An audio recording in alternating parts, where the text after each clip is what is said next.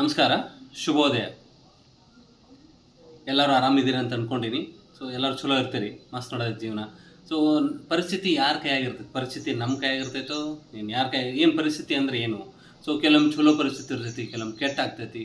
So ಪರಿಸ್ಥಿತಿ ನಮ್ಮ ಕೈಯಾಗಂತೂ ಇರಂಗಿಲ್ಲ. ಸೊ ಯಾಕೆ ನಮ್ಮ ಕೈಯಾಗಿರಂಗಿಲ್ಲ ಅಂತಂದ್ರೆ ಕೆಲವೊಮ್ಮೆ ಚಲೋ ಆಗ್ತಿರ್ತೈತಿ, ಕೆಲವೊಮ್ಮೆ ಚಲೋ ಆಗಂಗಿಲ್ಲ, ಕೆಟ್ಟ ಆಗ್ತೈತಿ. ಸೊ ಹಂಗಿದ್ದಾಗ ನಾವೇನು ಮಾಡಬೇಕು? ಸೊ ಪರಿಸ್ಥಿತಿಯನ್ನು ಒಪ್ಕೋಬೇಕು ಫಸ್ಟ್, ಆಮೇಲೆ ಅದನ್ನು ಅಪ್ಕೋಬೇಕು. ಸೊ ಇದಕ್ಕೊಂದು ಉದಾಹರಣೆ ಏನಂತಂದ್ರೆ, ಈಗ ಮೊನ್ನೆ ಎಕ್ಸಾಮ್ ಆದವು. ಸೊ ಪಿ ಯು ಸಿ ಆಯ್ತು, 10th ಆಯ್ತು. ಸೊ ಎಲ್ಲರೂ 90 ಮಾಡಿರಂಗಿಲ್ಲ, ಕೆಲವೊಬ್ರು 60 ಮಾಡಿರ್ತಾರೆ, 40 ಮಾಡಿರ್ತಾರೆ, ಕೆಲವೊಬ್ರು ಫೇಲ್ ಆಗಿರ್ತಾರೆ. ಸೊ ಫೇಲ್ ಆಗುವುದು ಆಗ್ಬಿಟ್ಟೈತಿ ಈಗ. ಸೊ ಅದಕ್ಕೆ ಏನು ಮಾಡ್ಬೇಕು? ಆ ಪರಿಸ್ಥಿತಿನ ನಾವು ಒಪ್ಕೋಬೇಕು. ವಿದ್ಯಾರ್ಥಿಗಳಿಗೆ ಹೇಳೋದು ಇದನ್ನು, ವಿದ್ಯಾರ್ಥಿ ದೃಷ್ಟಿಕೋನದಿಂದ ನೋಡಿಕೊಂಡು ಪಾಪ ಅವ್ರು ಏನು ಮಾಡಿರ್ತಾರೆ? ಫೇಲ್ ಆಗಿಬಿಟ್ಟಿರ್ತಾರೆ, 1, 2, 3 ಸಬ್ಜೆಕ್ಟ್ ಹೋಗ್ಬಿಟ್ಟಿರ್ತಾವೆ. ಸೊ ಅವಾಗ ಏನು ಮಾಡಬೇಕು? ಸೊ ಆ ಸಬ್ಜೆಕ್ಟ್ ಈಗ ಒಪ್ಕೊಳ್ಳೋಣ, ಪರಿಸ್ಥಿತಿ ಏನೈತಿ? ಫೇಲ್ ಆಗಿಬಿಟ್ಟಿವಿ. ಸೊ ನಾನು ಫೇಲ್ ಆಗೀನಿ ಅಂತ ತಿಳ್ಕೊಳ್ಳೋಣ. ಸೊ ಈಗ ನಾನು ಫೇಲ್ ಆಗೀನಿ, 3 ಸಬ್ಜೆಕ್ಟ್ 4 ಸಬ್ಜೆಕ್ಟ್ ಫೇಲ್ ಆಗೀನಿ. ಸೊ ಅವಾಗ ಏನು ಮಾಡ್ಬೇಕು? ಆ ಸಬ್ಜೆಕ್ಟನ್ನು, ಆ ಪರಿಸ್ಥಿತಿನ ಒಪ್ಕೊಂಡು ಏನು ಮಾಡಬೇಕು? ಯಾವುದನ್ನು ಅಪ್ಕೋಬೇಕೀಗ? ಅಪ್ಕೊಳ್ಳೋದಂತಂದ್ರೆ ನಾನು ಓದೋದನ್ನು ಅಪ್ಕೋಬೇಕು.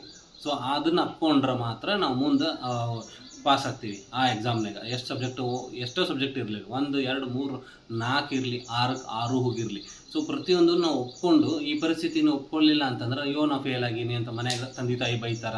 ಸೊ ಅವ್ರು ಬೈತಾರ ಅಂತ ತಿಳ್ಕೊಂಡು ನಾವು ಕುಂತು ನಡೆಯಂಗಿಲ್ಲ. ಈಗ ಆಗಿಬಿಟ್ಟೈತಿ. ಸೊ ಈಗೇನು ಮಾಡ್ಬೇಕಂತಂದ್ರೆ ನಾವು ಒಪ್ಕೊಂಡು ಚಲೋತ್ನಾಗ ಮಾಡಿ, ಸೊ ಅದನ್ನು ಅಪ್ಕೊಳ್ಳೋದು. ಸೊ ಪರಿಸ್ಥಿತಿನ ಒಪ್ಕೊಳ್ರಿ, ಪರಿಸ್ಥಿತಿನ ಅಪ್ಕೋರಿ. ಸೊ ಅಪ್ಕೊಂಡು ಸೊ ನಾವು ಮುಂದೆ ನಡೆಯುವಂಥ ದಾರಿ ಏನೈತಲ್ಲ ಅದನ್ನು ಸುಗಮ ಆಗೋ ಕಾರಣನೇ ಇದು. ಸೊ ಎಲ್ಲನೂ ನಾವು ಪ್ರಯತ್ನ ಪಡೋಣ. ಸೊ ಆಗ್ತೈತಿ, ಎಲ್ಲರೂ ಪಾಸ್ ಆಗ್ತೀರಿ. ಸೊ ತಪ್ಪಿಲ್ಲ. ಸೊ ಓದೋದನ್ನು ಮಾತ್ರ ಬಿಡಕ್ಕೆ ಹೋಗ್ಬೇಡ್ರಿ. ಫೇಲ್ ಆಗಿವೆ ಅಂಥೇಳಿ ಮನಸ್ಸು ನೋವು ಮಾಡಿಕೊಂಡು ನೊಂದ್ಕೊಂಡು ಕುಂದ್ರಕ್ಕೆ ಹೋಗ್ಬೇಡ್ರಿ. ಎಲ್ಲರಿಗೂ ಆಗ್ತೈತಿ, ನಿಮ್ಮಿಂದ ಆಗ್ತೈತಿ, ನನ್ನಿಂದ ಆಗ್ತೈತಿ. ಸೊ ಈಗ ಏನು ಮಾಡಬೇಕು? ಸೊ ಡೈಲಿ ನಾವು ಒಂದು ಟೈಮ್ ಟೇಬಲ್ ಮಾಡ್ಕೊಳ್ಳೋಣ. ಸೊ ಇವತ್ತು ಅರ್ಧ ತಾಸು ಇದನ್ನು ಅರ್ಧ ತಾಸು ಅಷ್ಟೇ ಓದೋಣ ಅಂತ, ನಾಳೆ 1 ತಾಸು ಓದೋಣ ಅದೇ ಸಬ್ಜೆಕ್ಟ್. ಸೊ ನಾಳೆ 2 ತಾಸು ಹೋಗೋಣ. ಇಡೀ ದಿವಸ ಇರ್ತೈತಿ ಟೈಮಿಗೆ. ಎಕ್ಸಾಮ್ ಯಾವಾಗ ಐತಿ? ಈಗ ಮೇ ಒಳಗೆ ಎಕ್ಸಾಮ್ ಐತಿ ನಿಮ್ದು. ಸೊ 12 ತಾಸು ಇರ್ತೈತಿ. 12 ತಾಸು 4 ಸಬ್ಜೆಕ್ಟ್ ಫೇಲ್ ಆಗೇನೆ ಅಂತ ತಿಳ್ಕೊಳ್ಳೋಣ. ಸೊ 12 ತಾಸು ಅಂತಂದ್ರೆ 3 ತಾಸು ಒಂದೇ ಹೊಡೆತಕ್ಕೆ 12 ತಾಸು ಓದೋದಲ್ಲ.